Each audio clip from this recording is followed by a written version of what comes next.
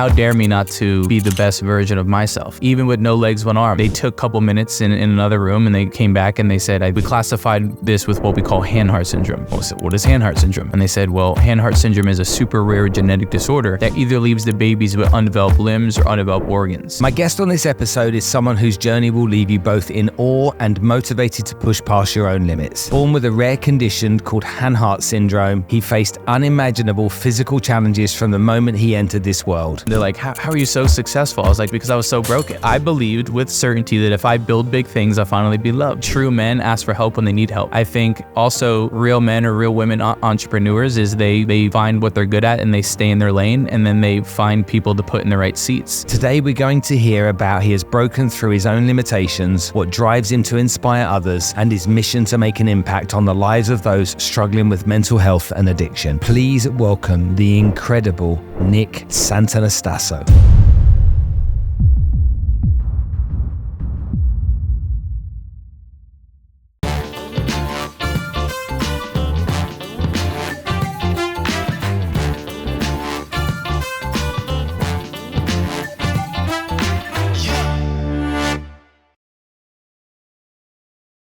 This episode is proudly sponsored by Allsop & Allsop, Dubai's leading and largest real estate brokerage. Now, with over 16 years in business, Allsop & Allsop have transformed the real estate experience for thousands of buyers, sellers, landlords, and tenants. By leveraging cutting-edge technology and data-driven insights, they are the consistent driving force behind the growth of Dubai's real estate sector. Their unmatched expertise and industry knowledge empower clients to navigate the market with confidence no matter what their needs. Committed to finding your perfect home, they, without exception, ensure your real estate experience is as seamless as the property itself. Whatever your property needs, keep moving with Allsop & Allsop, the trusted choice in Dubai real estate.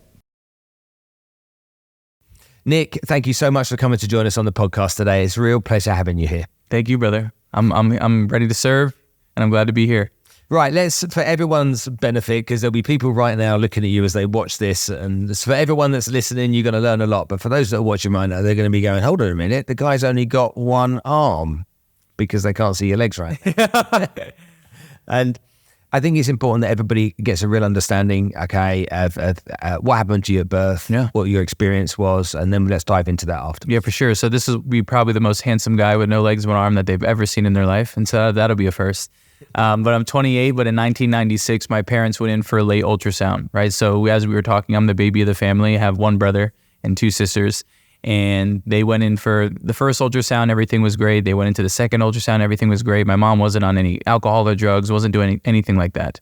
And they went into a late ultrasound and everything was normal. And they, brought the baby up on the screen, and suddenly the doctor's like taking a hard look at it. And he's like, oh, I'll be right back. And then more doctors came in and more doctors came in. And now my parents are looking at each other like, what's going on? And they said, well, from the looks of it, it doesn't look like your baby's limbs are being developed. Like we can see his heart, his heartbeat's there, we can see his head, but it doesn't look like his limbs are being developed.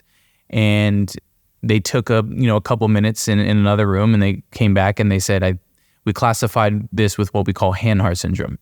Well, so what is Hanhart Syndrome? And they said, well, Hanhart Syndrome is a super rare genetic disorder that either leaves the babies with undeveloped limbs or undeveloped organs. They said, right now in 1996, at this time in medical history, this will be the 12th baby we've ever seen this happen to. And out of the 12, 8 of them have died.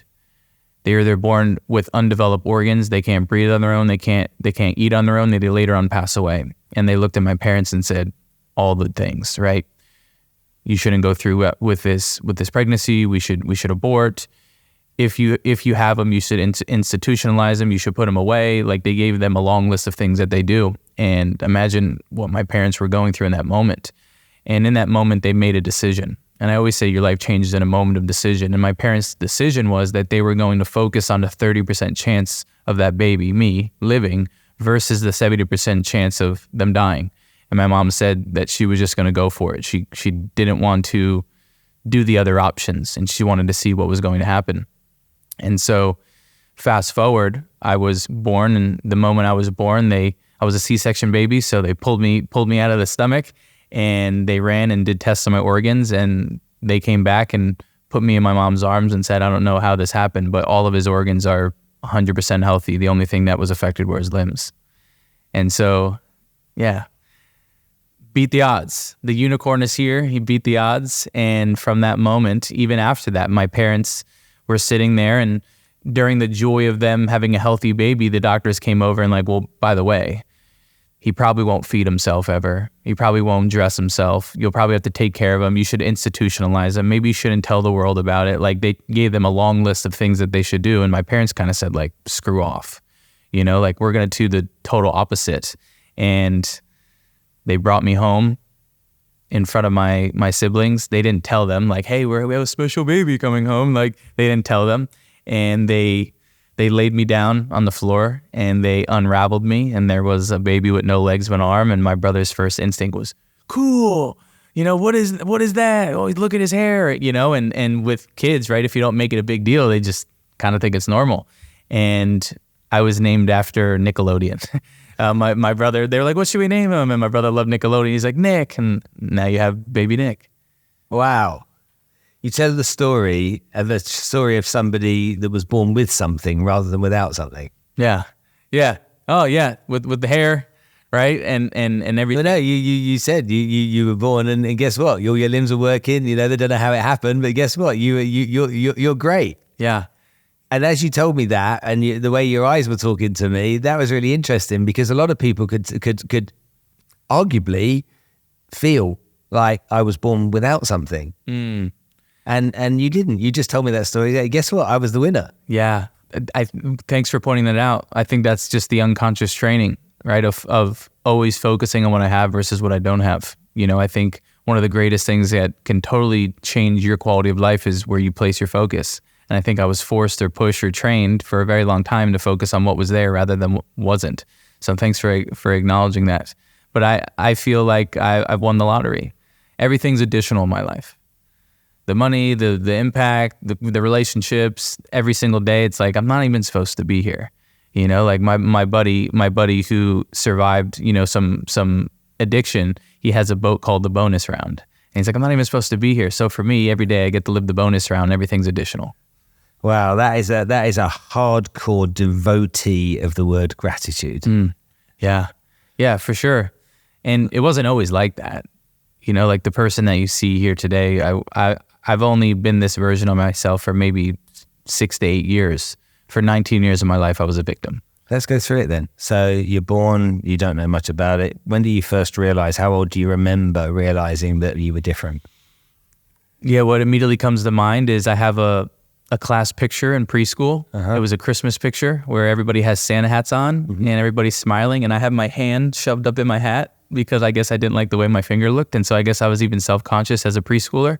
But I think I noticed very early on when I was in a wheelchair and I had an aide sitting with me in class, or, I got to leave school early, or I didn't take the bus with my the regular kids. I was on the smaller bus. And so I think those were the few indicators and I wasn't growing, like I'm 28, I'm 3'5", and everybody else is growing and I'm not growing. And so I guess there was a few very clear indicators that I was a little bit different. But I think early on as a kid, they're more pure. And it's more genuine curiosity, but I think everything changed once I got into like middle school kids, like 13 years old, 14 years old kids become little savages, and they really start to let you know that you're different. When I think about that, it reminds me of spending time with Nick Vujicic, and he telling me about one day, because he's a very deeply religious man, he's a devout Christian, but he said to me, he's like, one day, I was like, why would you do this to me? And a Christian person generally will always use the term, that God has his ways, God works in mysterious ways and whatnot. But even he couldn't find peace with what he felt he'd been dished as his, as his life. And he found it really, really hard for a period of time how to make sense of it all. While you were a teenager going through that middle school period and starting to get, whatever shit you may have got along the way, how did you keep going? Because it would have been very easy for anyone to give up. Yeah, my biggest pain was females. And so when we get into middle school and high school, everybody wants to be loved. Everybody you see your friends with boyfriends and girlfriends, and that was really the one thing that actually destroyed me. There was this specific moment where I was on a school bus and there was a girl to the left of me and she was making fun of everyone. And she looked me in my eyes and she said, I don't even have to make fun of you. You're already too screwed up anyway. Look at your body. And I started to believe her. I started to believe that I was disgusting. I started to believe that I wasn't attractive. I started to believe that I'll never go to my junior prom or my senior prom, any of the school dances. I'll never have a wife. I'll never be in a relationship. And I always tell people most of your beliefs aren't yours. You picked them up from someone else. And that experience and me feeling like I wasn't loved, that I wasn't accepted, that I can't have love. That was the greatest pain that I still work through as a 28-year-old man. And for a long time, I didn't do anything about it, in the sense that I was just playing victim. I would soothe a lot, and so I love food, a little fat Italian boy, and so I would eat some food, and I would play video games, and I would stay indoors, or I would cry in the shower so no one could see it. I also didn't want to burden my parents. My thought process was, having a son with no legs and one arm is enough. I don't want to burden them with my suicidal thoughts. I mean, my sisters didn't even know that I wanted to kill myself until they saw a podcast of me as an adult, because I never communicated it, or I wasn't even taught how to communicate it, or maybe I didn't feel like I had a safe space enough to communicate it, but also I didn't want to be a burden. I felt like Nick, baby Nick, middle school Nick, was the glue of the family, because I always put on a smile. I always had some sort of capacity to laugh and giggle and to make people laugh, and maybe that was just part of my system to soothe the pain. But I felt like I was the glue of the family, and if I tanked, we would all fall down. I was the beacon of light. I was the and what do you do when my students call me Baby Yoda? It's like, what do you do when Baby Yoda needs help? What do you do when the guy who's always smiling, what do you do when he needs help? And so I felt like I didn't really have a place to share that. And so I would just soothe, and I hid it. And I got to the point where there was multiple times where I was like, I hate this body. It's the most disgusting thing that could ever happen to me. But I didn't have the guts to kill myself, because I knew what it would do for my family. I knew it would destroy my family. My mom going through that, I think about my mom going through the pregnancy and everything successful. I think also we were a family where everything on the outside was perfect, but on the inside it was crazy. And I think all families have that, right? We all have the specific frame that we put on. And I had an honest conversation with myself, and I said, hey, doofus, you're not going to kill yourself. You definitely don't have the strength or the courage to do that. And so you're stuck. You're stuck in this body. And if you're going to live a long time, you got to figure out how to fall in love with this body. You got to get yourself out of this hole. And the one thing that got me out of my hole was always looking up to my older brother. My older brother was a wrestler. In the United States, wrestling was a big deal, especially in New Jersey, where I'm from. It's some of the greatest wrestlers that come out of that state. It's very competitive. And girls like wrestlers, and I tell people all the time, they're like, how are you so successful? I was like, because I was so broken. I believed with certainty that if I build big things, I'll finally be loved. If I become an athlete, if I become a bodybuilder, if I big business, if I'm the biggest stages and the big podcast, then I'll be loved. And you realize that nothing materialistic will fill a spiritual hole. Nothing in the external world would ever fill the gap that you feel within yourself of not having love or not having honor to yourself. But I looked at my brother and I was like, he's a badass. I want to be just like my brother. I was grateful enough to have friends. So I had friends that genuinely loved me. And most of them were wrestlers, so they were scary friends. So I didn't get like physically bullied or any of that stuff. It was more mental warfare. Does that make sense? Yeah. Mental warfare.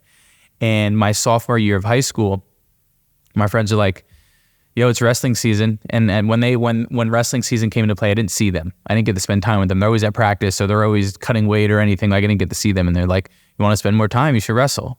And I'm like, I can't. They're like, why? And at the time, this arm, and for those that are listening, my right limb, which is just below my elbow, it was very pointy. The bone was going faster than the skin. So it was super sensitive, like super thin skin, super pointy. I would always hide it. I couldn't do physical activities with it. And the bottom line is, if I would have hit my arm hard enough, my bone could potentially come through my skin. And one of the greatest skills that I got from my parents treating me normal, which we can dive in all these different facets, but like at an early age, my parents would put my clothes in front of me and be like, have at it. They would put my food in front of me with a spoon and say, have at it. And they'd only give me verbal suggestions. And at a very early age, that programmed my brain to be solution-oriented. I had no choice. And I was stubborn. I was a stubborn little kid. Like I didn't want to put the thing down until I got the thing, right?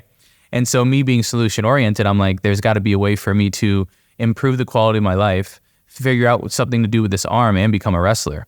And by the way, when you're experiencing that much pain, which pain is leverage, you'll do some things that maybe other people think you're absolutely crazy. I think you and I, how we got here is because we're a little bit crazy. And I came home one day and I sat my parents down. I said, Mom and Dad, I really want to become a wrestler. And they said, Nick, God forbid, like you're going to hit your arm, like something's going to happen. And I just looked at them and I said, can we cut my arm off? They said, what do you mean cut your arm off? What the Yeah. They said, what do you mean cut your arm off? And I said, I don't know. I've seen like surgeries and stuff. Like, is there any way that we can cut it off? Like, I don't want it. And they were like, you're serious? And I said, I think it's going to change my life. It's going to improve the quality of my life, but I want to become a wrestler. Like, I want to be a part of the team. And they were quick to say yes. And I think the reason why they were quick to say yes is because, as we mentioned earlier, when I was born, the doctors wanted to do horrific things to me. They wanted to not have me, right? They didn't want my parents to follow through with that. When I was born, they wanted to institutionalize me. They wanted to, my one finger, which is the middle finger, in case anyone pisses me off, but they wanted to chop it in two. They said, we can split it into two fingers. Or actually, that finger is not even going to be useful for him. Let's cut his finger off. Or they looked at my legs, because I have a few inches of quad, and they were like, we could put, this rhymes, we could put rods in his quads, and we can rotate them every day and lengthen the bones, so maybe he has a better chance at prosthetics. And all of these suggestions, my parents said, absolutely not, because he doesn't have a voice yet. And so I think the moment that I had a voice and I said, I want to do this, and this is going to improve the quality of my life, they were like, let's go. And so my sophomore year of high school, they scheduled the appointment for me to amputate my arm. And basically what the process was is they were I didn't know they could do this, but they're going to laser 5 inches of the bone off, and they were going to pull skin from up on my shoulder over it to create a padding. So I had a new arm. And I remember telling the doctor, like, I need to be able to beat someone over the head with this arm. Like, when we come back, I'm going to become a wrestler. And sophomore year, I went throughout the surgery, came out happiest kid that just cut his arm off. And I go back to school and I tell everybody that I'm going to become a wrestler. Some people laughed, some people supported. And that was the start of me becoming an athlete, totally shifting my identity. Girls maybe liking me more. And all of this came from a hurt little boy who was insecure that never felt like enough. Are you lonely? Now? Yeah. No. I think I've spent a lot of time with myself. I think it's one thing for you to not feel lonely when you have people around you, but can you spend time with yourself by yourself? And I really enjoy my alone time. But I think I've spent a lot of time alone, quiet in my mind. I think I've spent the majority of my adult years in personal development, so I think that helps as well. But like we mentioned earlier with the whole gratitude thing, is what's wrong in our life is always available. But what's right in our life is always available as well. And so I make a conscious choice. It's a must for me. I make a conscious choice to always snap back to what's right and what I do have. But I wouldn't say I'm lonely. But how could anyone ever understand what you went through? How could anyone ever think, well, you have people that would say something like, I get you, I hear you, I can imagine what that must be like. But who the hell could imagine? There aren't enough people out there that have been through what you've been through, 12, okay, that can imagine. Yeah. And if 8 of them pass, then there's 4. So there's 4 people on the planet that have been through what you've been through that will get it. It's a very interesting question. I think for me, it's understanding that regardless of the physical body, that most people are handicapped by their mind anyway, so they know exactly what it's like to feel handicapped. and they know exactly what it feels like to be crippled. Like, leave it there. That's just like so powerful. Can you say that again? Because I want you, Alex, hold on to this moment. Okay, say that again. That's really important. For sure. You know, how can we be relatable? It's like there's people with all their arms and all their legs, and they're more handicapped and crippled than I am based on their thought process, their beliefs, and the things that they focus on. So we can both have relatability on being handicapped. One may be physical, but most people are mental. They're in their own mental prism. And so for me, I have compassion because the physical differences may be prominent, but the feelings that we feel and the scenarios and the beliefs and the stories that we tell ourselves are probably very similar. And so that's how we relate. I asked you a question just a few minutes ago about being lonely. And as I asked the question, I then thought about loneliness. And I guess that loneliness for you is the same as loneliness for me. Same thing. You said it to me earlier. We have this perception that we're all different. But in the human experience, we're all feeling all the different emotions. We all feel the similar emotions. It's just how frequently do you feel them? Some of us feel more than others based on their thought process, their programming, their conditioning, the way that they show up. But you and I both experience the same emotions. We're just in different physical bodies. And I think that's also really important to mention is I've realized through spiritual evolution is that we're all mirrors for each other anyway. What you don't like about me, you don't like it because it's in you as well. And what you love about me, you love it because it's in you as well. Like, we're not as separate as we think we are.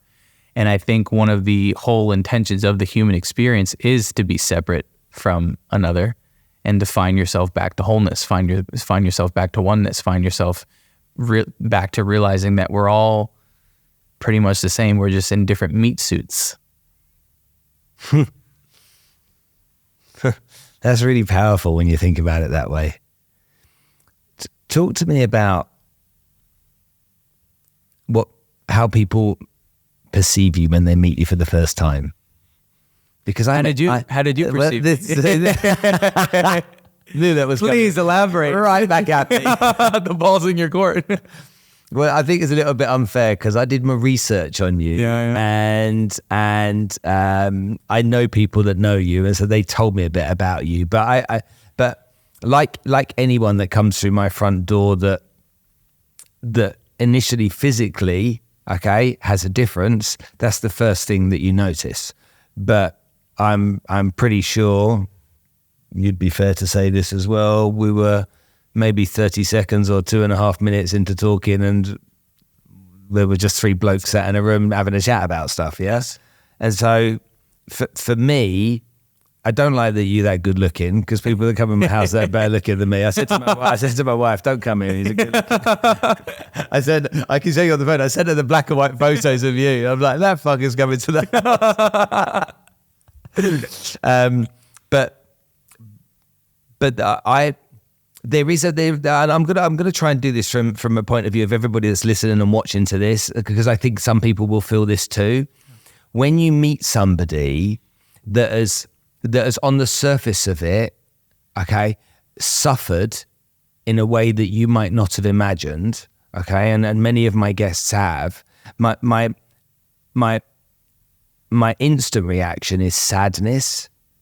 Okay, and then I go from sadness to understanding the human being, and again, this is either experience or I've been taught it indirectly. I think a lot of people, when they meet you for the first time, okay, they would have a different reaction to meeting you than they would to meeting me. Yeah, for the first time. Yeah, and maybe it's some compassion, or maybe it's some empathy, or maybe it's feeling bad that they haven't been dealt the deck of the pack of cards that you were dealt. And I think that's an instant thing for a lot of people that will be watching this right now going, fuck, oh man, what that guy's been through, you know? But then, as you say, what you said is so poignant. It's that understanding that, okay, you know, Sir Ranulph Fiennes is a British guy that's climbed Everest many times. And Sir Ranulph Fiennes has got no fingers, and he got frostbite in his hand, and he decided with his frostbite it was too painful, so he just sawed his fingers off. And he's like in his 70s now, and the first time I knew it, but I didn't register it first. But he was in the studio and I was putting his mic on. And as he's putting his mic on, he couldn't do his buttons up on his shirt. He said, "Could you do the buttons up for me?" And I'm like, "Why?" He went, "Well, these don't work." It just held up 4 half fingers. And I'm like, "Tell me what you did." He said, "Oh, they were driving me mad. I sawed them off. It was so painful." And I'm like, what kind of a man does that, you know? And so he has his 4-finger disability, okay? But for him, it was, you know, that was taking away some pain.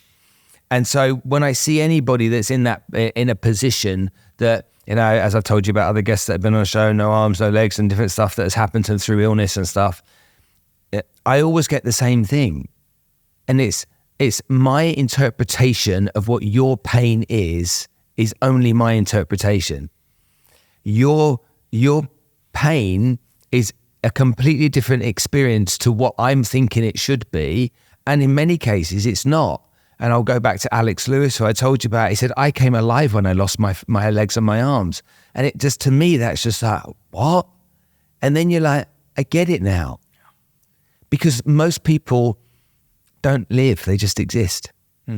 Most people get up every day and just go through this pattern of living the same old life, the same old way. They get inspired by watching a movie or watching a video or watching YouTube stuff of people like you. They get inspired, but they just live this life over and over and over again. And that's the majority of the people on the planet. Yeah, it doesn't have to be that way. It doesn't at all have to be that way. You can be somebody if you want to be. And I think that someone like you triggers at least a reaction to start with, to create that little bit of momentum that I think if everybody got, they'd get so much further with. And I see this in business, I see this in our personal lives. It's not just this existence of my personal life. You know, I'm overweight, I want to lose some weight, or I'm not fit, or I'm miserable, or whatever it may be. It's like you go across to the corporate world and you see people in business that have put these ceilings above their heads, and they're in their workplace. And don't get me wrong, they've got the 2.2 kids, they've got the half a Labrador dog, you know, they've got the BMW 3 Series or whatever it might be, and they're living in the nice, you know, wood panelled house. But they've got this ceiling that they've created for themselves that stops them going on to becoming what they want to be. But we've got countless examples of people that have done that. And when they see that, they still don't make that step. And so for me, it's like, where does that limit come from? And how do we break through that ceiling in that world? How do we break through that and become truly what we're capable of being? And we fulfill our potential without being slaves to, you know, the corporate environment, but become our best version of ourselves. Yeah, I think it's a great question. What immediately comes to mind and what I've done countless times is romanticize with the future. I think most people are stuck in the past and they relive the past over and over again because they don't have a compelling enough future that creates a level of empowered anticipation. You know, like I tell people all the time, it's like, how does a man with no legs, one arm jump out of bed faster than you do in the morning? It's because I've created a sense of empowered anticipation by picking up the paintbrush of life and painting on the canvas something that is super sexy, super compelling, that fires me up. And of course, there's going to be work that needs to be done, but there's something that's pulling me. So for example, right, like at this time that we're doing this interview, it's been 15 days since I moved to Dubai.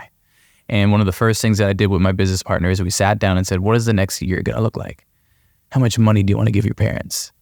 What kind of car do you want to have? Who do you want to serve? How many schools do you want to build? How much money you want to give away? What body fat percentage do you want to be at? How big do you want your muscles to be? What kind of food are you eating? Do you have a chef? Where are you living? All of this. I don't think people sit down and paint the picture of their life so it's sexy and compelling. They have nothing to look forward to. I'll give you a great example. For those that ever experience a holiday, let's take Christmas, for example, or any of the holidays. The night before, it's hard to go to sleep because you're anticipating a desirable outcome. But one of the greatest patterns that screws most people up, especially in the corporate world, is they give most of their energy towards the undesirable outcome. Successful people don't give energy towards the undesirable outcome. They only give energy towards the desirable outcome. But guess what? You got to paint the desirable outcome before you can give energy to it. And so for me, I'm always romanticizing the future. But also, why is there a ceiling? Because beliefs, stories. Another, and by the way, I have a lot of compassion. Older Nick would come really hard and no excuses, right? But I also have a level of compassion for people because people only know what they know. They can only see what they can see.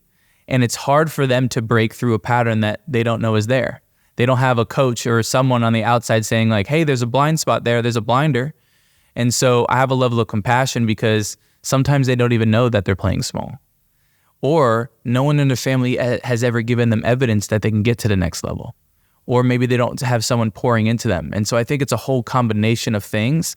But ultimately, I would suggest that people really craft what that future looks like. And as you mentioned, start with the end in mind and reverse engineer it. And ask yourself, what type of man can get to that level? What type of woman can get to that level? What are the habits? What are the rituals? What are the things that are going to really upgrade my identity that will allow me to break through the ceiling? And then on the flip side is I think everybody should have some sort of accountability, right? Accountability isn't something that we want. Accountability is something that we need. And so a brotherhood, a sisterhood, or someone that you're voicing your goals to and they're holding the sword to the flame. Did you do what you say you're going to do? Are you in honor this week or do you need to clean yourself up? I think those are the biggest things that changed my life. My wife and I have this relationship with me and chocolate. Okay. So my wife and I have this relationship with me and chocolate. And I love chocolate, but I have to eat healthily. I go to the gym every day. And I know if I don't eat healthily, it shows very quickly. You know, I'm 54, straight on the muffin tops, like within hours. And so the accountability piece, I suppose, is where I'm leaning into here because my wife, if I pick up chocolate, starts calling me a loser. And she's just like, what a loser. I can't believe you've not got the willpower not to eat that candy. I can't believe I married such a loser. Wow. And it works. Yeah. It's the thing that works. And I just put the chocolate down again and I'm like, F you. And I walk upstairs or go and get a carrot or something. But it's that relationship that we have that holds me accountable. That I think that's so critical for everybody because yes, of course, you want to be your best version of yourself every day. You want to try and improve yourself every day. But who is holding up the mirror to you? You know, who's reminding you? Well, hold on, you said you were going to do this and you didn't do that. You know, because we will make excuses for ourselves, won't we? We will be kind to ourselves sometimes and let ourselves get away with stuff. And that can happen across all aspects of our lives. This part of the conversation is a conversation between two men, okay? Two professionals, two people that have got some experience in life and are leaning into that knowledge and experience to try and to add some value to some people. That conversation just then went miles and miles and miles away, okay, from you, okay, with the physical challenges that you've got. That really interested me as I felt that then. And I think this is the bit that maybe I miss. I leaned into how I met you and you looked physically and you became completely in the last 10 minutes of the conversation, you just became like me immediately. And I thought that was a really cool transition. And the reason I'm sharing it is that I saw it. All of a sudden, I didn't see anything apart from someone who's better looking than me giving me some advice. That's quite that for me. And I think this is a lot of the time. Well, I could have sat focusing this for this hour with you. I could have sat focusing on the challenges you face because of what you were born with. Okay, and what happens with that, and that you were just Nick then. And obviously, I'll get to know you more as we spend more time with each other over the course of the oncoming months, and I'm able to help introduce you to a few people and stuff. But that was a transition. There was just a shift then. Yeah, that's beautiful. And there you are. Yeah, here I am. There we go. How long have we been together? Downstairs for half an hour, up here for maybe 45 minutes so far, and that's already happened. That's to me really, really, really powerful. Because the value you're bringing me is not because I've got empathy for you now. Yeah, it's because you've got something of real value to me. Yeah. And hopefully for everyone that's listening and watching. Yeah, I appreciate that. Just something comes to mind if I could share it is please. I think that just comes with the ability to show you and me. Yeah. Right. That whole mirror thing is to relate, right? Understand you'll model the world, but also connect us on a deeper level. Because let's just be real, especially as a communicator and a trainer, whatever I'm doing, having no legs, one arm, that doesn't relate to people. It's the it's the psychology, or it's the inner dialogue, or it's the emotions, or it's the unique perspective. It's the things. It's like, how can I take my story and make it your story, right? Someone who climbs Mount Everest and they go to train someone, not everybody in the world are ever going to climb Mount Everest. And so you have to find common ground. You have to understand people's model of the world, and then you have to show them that you are just like them. And what I tell people all the time is that your ordinary story is actually extraordinary because it connects with ordinary people just like you.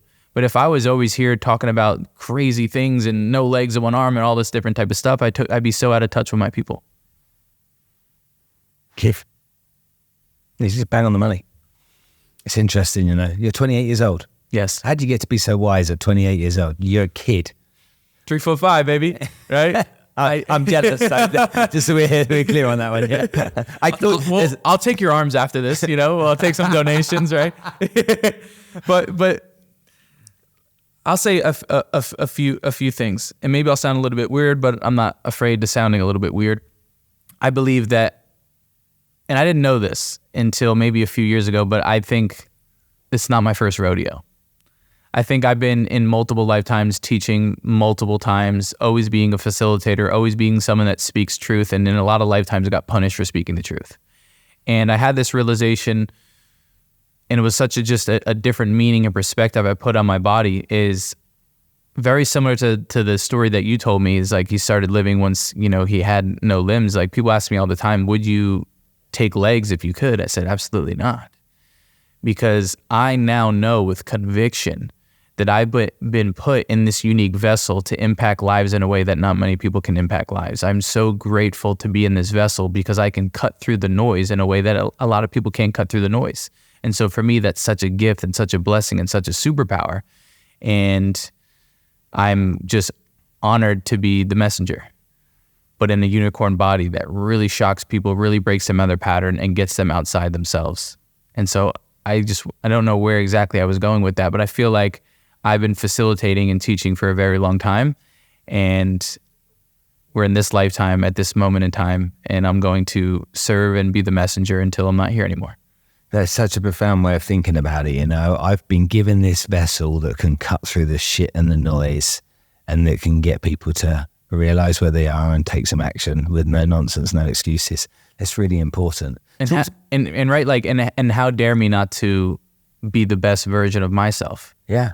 Even with no legs, one arm. Like one of the reasons why I'm at this level, that was the question too, is like, how are you like this at 28? Very early on, it was actually a moment, and I'll tie this in a nice pretty bow for everybody. When I was wrestling, I sucked. I was 2-17, but I got 2 real legit wins, so that was pretty cool. But most of the times I get my butt kicked and I come off the mat. And I was coming off the mat this one time, and this mom came up to me crying. I'm like, oh, what did I do wrong? And she said, Nick, I want to thank you.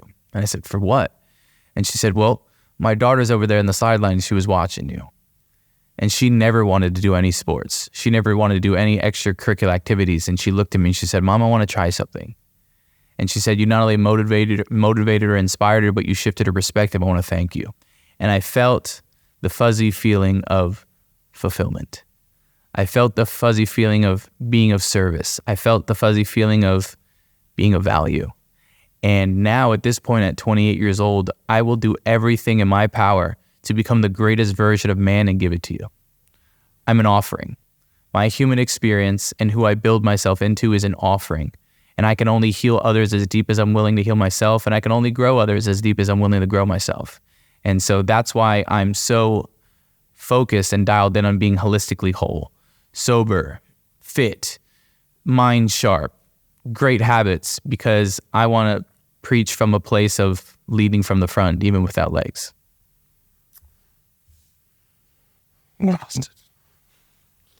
Brilliant. Okay, let's talk about entrepreneurs. Great. There's a kind of sexy word in America. It is. I'm an entrepreneur. To me, an entrepreneur is a sole trader. It's a one-man band. It's a guy that's doing something at its inception to somebody who's much more successful. But most entrepreneurs are paralyzed because of some part of what they do not having a strength in that area. I don't know, sales, Okay, well, that's a thing that paralyzes, or taking action, or implementing, or writing a business plan that they can deliver upon. Lots of people are stuck in that place. These people that want to be entrepreneurs, I think they might be called as well. How do you help those types of people? It's a great question. I think, well, I always lean on psychology, but I would say first off is they probably don't have enough leverage. And so for me, like, I know regardless of whether I'm tired or I don't want to do it, like, my parents are still in a 9-to-5, and how dare me like sleep around when my family's not taken care of. So I've created a sense of leverage and a sense of urgency for myself, where it's like, I must, because I'm the one in the bloodline. You know, I always believe that entrepreneurs, whatever it is, there's one person in the bloodline who changes it for everybody. And so I take that very seriously, being the one in my family that's going to change it. But I think for entrepreneurs or wantrepreneurs, it's understanding a few things. If I can just go through some psychology here, but I think it's understanding a few things. I think the first thing is understanding that when you see someone doing something really great or they're successful, it's not necessarily a superior thing, it's an information thing. I think the most dangerous information is the information that you don't know. And so figure out what someone's doing and get that information so you can collapse time. I think the second thing as well is entrepreneurs think they need to carry the cross alone. I think they have that lone wolf syndrome, and take it from a guy with no legs and arms, like, I need a lot of help, you know? And I think a lot of men can relate to this as well. Is early on, I correlated with asking help as being weak. I correlated asking for help as being inadequate, not man enough, not a man, you know, all the social indoctrination that proves that it could potentially be weakness. And then you get to a point in your life, you're like, what's most efficient? You know, can I open the water bottle? Yes. But Spence, can you just pour the damn thing in the cup? It's going to save me a lot of time. And so I think true men ask for help when they need help. I think also real men or real women entrepreneurs is they find what they're good at and they stay in their lane, and then they find people to put in the right seats. You know, one of the greatest lessons that I got for those that are listening as well is that I'm one step away from stupid. And what that means is I don't know a lot about everything.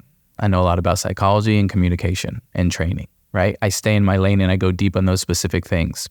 So those are a few things. The other thing is understanding, and these are just a few beliefs that this is Nick's brain, right? That really keeps Nick going, is disruption always follows intention. Now, what does that mean? Well, anytime you're going to be intentional about creating, about building, about serving, there's always going to be disruption to try to block you from the blessing. Now, most people, when they experience a problem or a challenge, their meaning that they give it is like, oh shit, I should probably run, or I'm not doing it right. But what if you shifted it, and every single time you experience a problem or a challenge, this was a sign from your creator that you're moving in the right direction? What if problems actually mean that you are on purpose? That's a whole different meaning to entrepreneurship, is a whole different meaning to life. The other belief that really helps me and helps my business partner is understanding that everything is working on you or working for you, but it's always working. And most of the time in entrepreneurship, it's working on you versus working for you. It's forging you, it's cultivating you, it's allowing you to become. And so when you look at that, you never lose, because you know one way or another, it's always working. The next thing, I was going to say third, but I lost count, right? But the next thing is committing. There's two types of people, I say, in entrepreneurship. Coaches, you'll see this, and coaches, experts, facilitators, whatever, there's two types of people. You have puddles and you have wells. Everybody starts off as a puddle. A puddle is someone who's a mile wide and an inch deep, meaning that there's not much mastery, there's not much wisdom, there's not much certainty, there's not much expertise. But if you stay a puddle, one day you're going to be exposed. But if you can commit to becoming a well of knowledge, a well in your expertise, when you commit to just learning about 1, 2, or 3 things and going really deep on those and obsessing over this, you become more certain. You can communicate better. You can articulate better. You can train better. You can provide more value. You actually have certainty in what you're teaching and what you're selling. And so that would be the last thing that I would say, is commit to becoming a well, but identify exactly what are those 1 to 2 or 3 things that you're going to become a well in, and just stay in your damn lane. You don't need to know everything about everything. Go hire people for that, but just stay where your strengths are. Brilliant. Okay. I want to go back to your family a little bit here, because you told me earlier on about your brother Michael. Mm. You lost him a few years ago. You're a kid who talks very fondly about their parents. You've got your sisters who we know you aren't so close to. Your brother Michael, you told me he was a wrestler and he was, a hero almost, guy you looked up to. You wanted to be like Michael. Tell me what happened and how you coped with it. Yeah. I think my whole life, my brother was a protector. He was an athlete, so I just thought that was cool. I'm always the loudest cheerleader, cheerleading for him at the wrestling practices. Always had ladies, right? The good role model to have. And then he went off into the United States Marine Corps.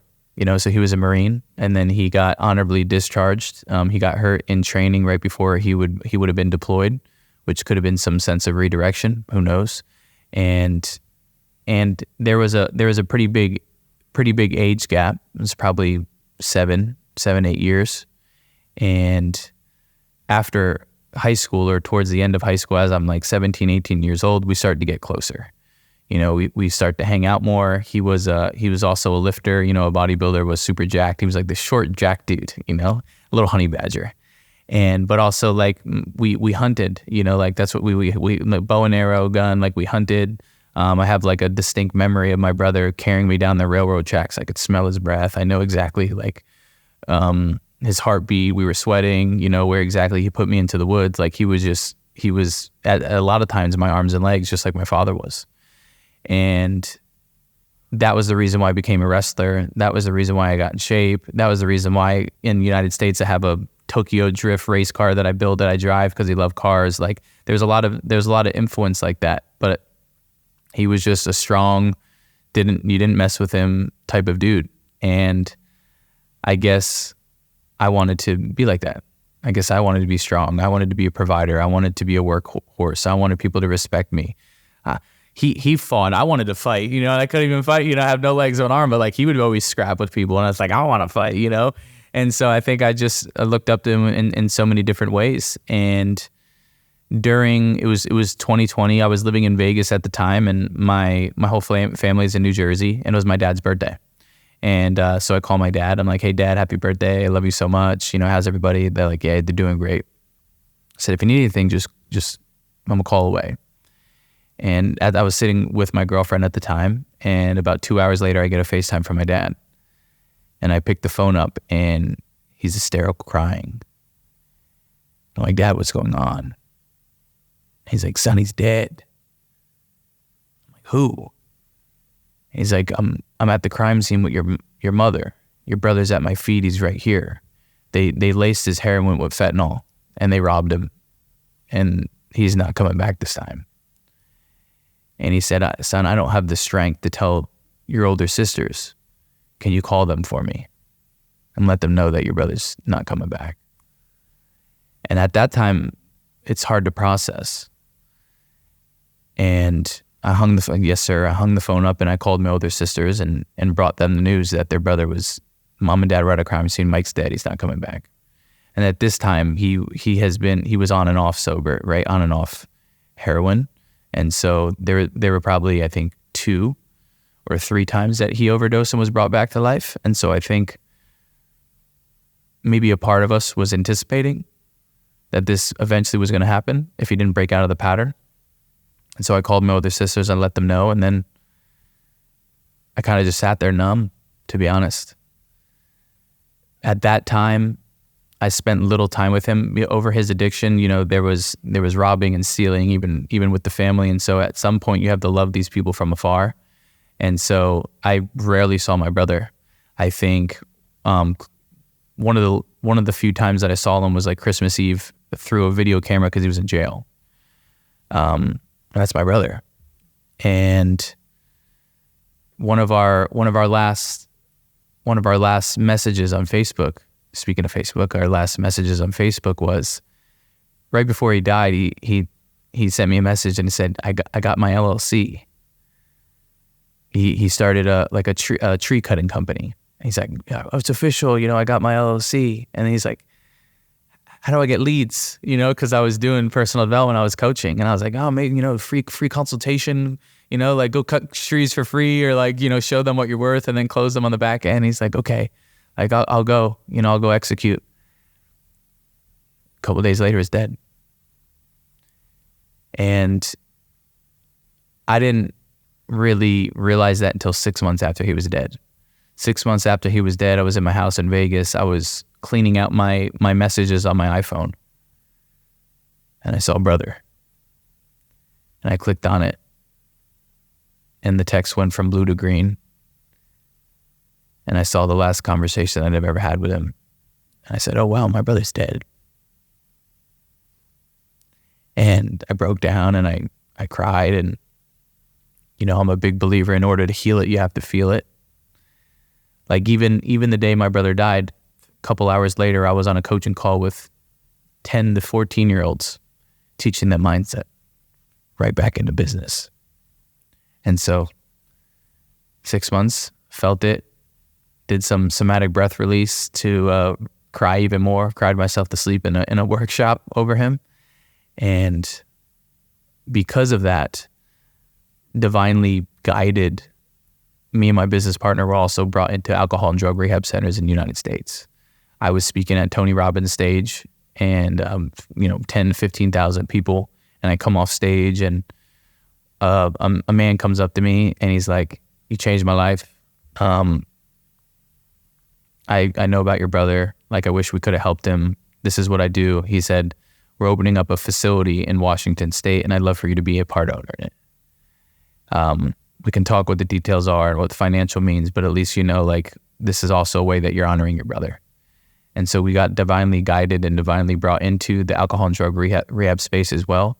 We're also intertwining personal development. And that's also one of my goals, any way that I can serve on the Middle East with, mental health. Like we were talking about mental health in corporations, whether that's rehabilitation hospitals, but that's also a big vision for me, is if we can help more people get sober, get over the addiction, they can introduce themselves to a version they haven't met yet. I've never lost a brother or a sister. I find it hard to imagine what that must have been like for you. He clearly meant a lot to you. And it also gives me a new sense of urgency, because I think oftentimes as human beings, we forget one day we're going to expire. You think you have time. I mean, how many ideas right now of people listening that I'll do it next month, I'll really start that dream next year, or when my business gets to a specific spot, then I'll do that fun thing. Homeboy, you don't know that you have time. Mm-hmm. You don't know when it's going to end. And so I've got freakishly obsessed with the thought of death. It's scary, it's beautiful, but also gives me a sense of urgency and a sense of liberation, because the truth is, after you die, people are going to think about you for a little bit, and then you're just like a fart in the wind. Mm-hmm. And so it's create the idea, fail on the business, ask the girl out, ask the guy out, create the music, post the content, record the video, do the speech. You're going to die. Mm-hmm. It's all good. Talk to me about your own mental health and how you cope, or what mechanisms you use, or how you keep yourself in the right frame of mind so that you don't lapse into dark places or feel challenged. What do you have certain tools that you use? Are you conscious about that kind of stuff, or is it something that you've just adopted as a way of being? For sure. So I have a few nerdy things, I would say, but the first thing that immediately comes to mind is just my code of conduct, in the sense of my non-negotiables. Right? So non-negotiables are things that I have to do every single day. And if I don't do them, I'm out of honor and I have to clean myself out, whether it's a powerful consequence that moves the needle forward, doesn't set me back, but moves the needle forward. But for example, for me, my code of conduct is no drugs or alcohol, no pornography, 30 minutes minimum of working out or lifting, getting on my story and posting value, a daily post on Instagram and TikTok, and now calling my family, calling my parents, and then additional, add my sisters on there as I habit stack. And so those for me are success rules, right? Those for me are success guardrails or bumpers that regardless of what goes on in business and in life, if I do these things, I feel like I move the needle forward. Because I think oftentimes the reason why we get stuck or we're in a negative space is because we feel stuck, or we feel like we're not progressing, or we feel like we're stagnant. And so it's like, how do I design a life with empowering rules that produce progress every day, regardless of whether the money comes in, the followers go up, whatever it is, at least I know I'm chipping away. So that's the first thing. The second thing is I'm a big Joe Dispenza guy. And so meditation, right? And most people have no idea what true meditation is. And the whole quantum theory and timeline jumping and manifesting things into the real world. And I should put a wizard hat on right now. But I mean, meditation keeps me grounded. But most importantly, meditation allows you to work on being whole. And I think the journey of becoming whole will change your whole entire life, because you're not seeking anything from the external world to give you something that you can't give yourself. If I can produce the feeling of wholeness internally, the money will never change me. Doesn't matter how much little or how much more I have. The women will never change me. The car will never change me. The penthouse will never change me, whatever it is, because I'm already enough. And I think, and when I explain this, I'm not saying to the audience or anyone that you're never going to experience negative emotions again. But what I'm saying is, if you can build a beautiful place that's your home, your emotional home that's beautiful, when you're not home, you know how far away you are from home. There's a contrast of who you really are. And so meditation, breath work is another big one. I would say I'm super grateful to have one of the best business partners and brothers who's behind the scenes. So anytime I'm whining like a little whiny baby, he puts me in my place. And anytime he does the same, we put each other in the place. And so I feel like I have a very unique brotherhood that most people don't have, and you can't have him. He's mine. And so like, at least like our clients at least once a week, like, how do I get one of those? I'm like, you can't. It's a one-on-one. And when we figure out how to clone him, we'll make a lot of money.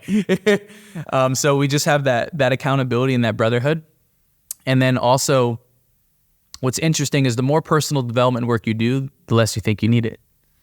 The brain starts to rationalize, I already know it all. And I have no more patterns, no more blind spots, and that's fun. And so for me, it's always staying in the rooms, to be honest. I know it sounds so cliche, but I'm always going to events. I'm always learning from speakers, books, audiobooks, podcasts, feeding myself with good things, but also giving myself compassion when I am in a terrible space. Mm-hmm. Because I understand that if you feel lost, on the other side of lost is found. There's a reason for every season. And so sometimes you don't need to question why you're feeling what you're feeling. Just stay there and experience it and see what comes up for you. And so I think these are all different tools that I use. The big one too as well from the GOAT that we're talking about, Tony Robbins, is focus. You don't get the life you have, you get the life you focus on. And if you're feeling some sort of negative state, you're in a suffering emotional state, you've created it. You've created it by what you're focusing on, or the language and the meaning that you've attached to the experience. Mm-hmm. You have created your feelings. And also, just additional things is, anytime something in the external world dictates how you feel internally, you're a slave to the system. Mm-hmm. Got it. Last question I've got for you. You've moved here to Dubai. There's clearly a number of reasons why people come and live in a place like this. What's your mission? It's a great question. One of the greatest missions that I got behind with Dubai is, and I'll tell you how I got into it. When I visited Dubai in May, we were here for 9 days and we were near the beach, and I had to go to the bathroom. And I saw there were 3 bathrooms. There was a men's bathroom, there was a female bathroom, and then there was a bathroom called POD. And I'm looking at Ratmere, I'm like, what is that? What's a POD? Yeah. And then we're like asking someone around, they're like, oh, that's people of determination. I'm like, what? They're like, yeah, that's what we call people like you here. You're like, you're not handicapped, you're not disabled, you're not crippled, you're not any of those things. You're the people of determination, and we really take care of those people here. I was like, what is this? Like, new environment? Like, that's crazy. And as, like, I'm a big believer in, as we mentioned, identifying people's needs and seeing how we can serve. We've served our way to the top. And so we got connected with some people from Department of Economic and Travel, and just to see what their mission is. Where's Dubai going in 20 years, 30 years? Where do they want to be? And they were like, Dubai wants to be the golden standard for inclusivity and accessibility. And I was like, I can help. I can help with that. Oh, I'm a person of determination, and I have a big following, and I can create really amazing content. So one of the missions here is to help them raise the standard of inclusivity and accessibility, because I feel like a lot of people are looking towards Dubai as a model, right? They're leading from the front. They're going to be the gold standard, the gold star. And with that, maybe the Saudi follows, Qatar follows, Abu Dhabi, all of these places want to be inclusive and accessible. So that's my first mission. My second mission is to, of course, create generational wealth by serving others. I'm a firm believer that if I help enough people get what they want, I can have anything I want in life. And so creating a very intentional, efficient, scalable business model that takes care of people and also takes care of my family. I think third and fourth is to get into the craziest shape and also be one of the fitness influencers that promotes, don't be lazy, take care of your body. You only get one, and sometimes your creator misses a few parts. So you really got to take advantage of what you were given. And so I know that there's a massive opportunity for me to be a beacon of light with health and physical health, and then also with the youth, mental health for the youth, happiness, fulfillment, strategy, sports, whatever it is. I mean, there's just so much out here that I just want to wave the flag on and say, I can help you here. I can lead from the front, and I can be a great example, and I can also destroy all of your limiting beliefs and excuses, because if I can do it, you can do it.